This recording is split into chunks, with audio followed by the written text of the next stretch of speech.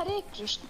हिंदू धर्म में एकादशी व्रत को व्रतों का राजा कहा जाता है और जब बात विजया एकादशी की हो तो इसका महत्व और भी बढ़ जाता है।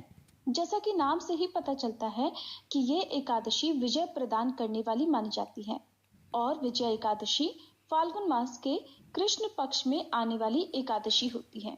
इस बार एकादशी की तिथि को लेकर लोगों में कुछ असमंजस है। आइए जानते हैं साल 2026 में हिंदू पंचांग के अनुसार विजया एकादशी का व्रत किस दिन रखा जाएगा और व्रत का पारण किस समय किया जाएगा। इस बार फाल्गुन कृष्ण पक्ष की एकादशी तिथि 12 फरवरी दिन गुरुवार को दोपहर 12:23 से शुरू हो रही है। इससे पहले तक दशमी तिथि रहेगी और एकादशी तिथि का समापन 13 फरवरी दिन शुक्रवार को दोपहर 2:26 पर होगा। इसके बाद से द्वादशी तिथि प्रारंभ होगी। जब भी एकादशी 2 दिन पड़े तो दूसरे दिन वाली एकादशी का उपवास रखना सबसे शुभ माना जाता है और एकादशी के दिन जब द्वादशी तिथि का भी संयोग हो रहा हो तब इसका महत्व और भी बढ़ जाता है।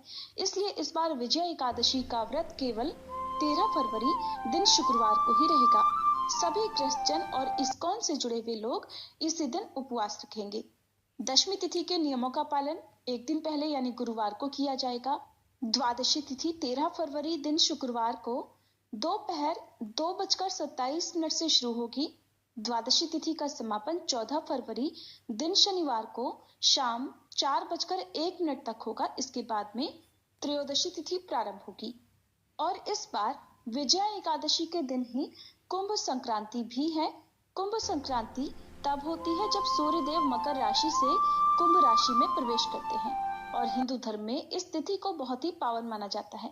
इस दिन पवित्र स्नान, दानों में भी तिल, गुड़ और वस्त्र का दान सर्वोत्तम होता है और इसके बाद सूर्यदेव की पूजा करने से मोक्ष, सुख, समृद्धि और शनिदेव की पूजा करने से शनि दोष से मुक्ति मिलती है, शनिदेव की कृपा प्राप्त होती है। विजया एकादशी व्रत का पारण 14 फरवरी दिन शनिवार को किया जाएगा और व्रत पारण मुहूर्त रहेगा सुबह 7 बजे से 9:14 तक। एकादशी व्रत रखने वाले भक्तों को एकादशी के दिन सुबह जल्दी उठकर स्नान करना चाहिए और साफ सुथरे वस्त्र धारण करने चाहिए। फिर घर के मंदिर में भगवान विष्णु की प्रतिमा या तस्वीर स्थापित करें। भगवान विष्णु को पीले पुष्प, तुलसी दल, धूप, दीप आदि अर्पित करें।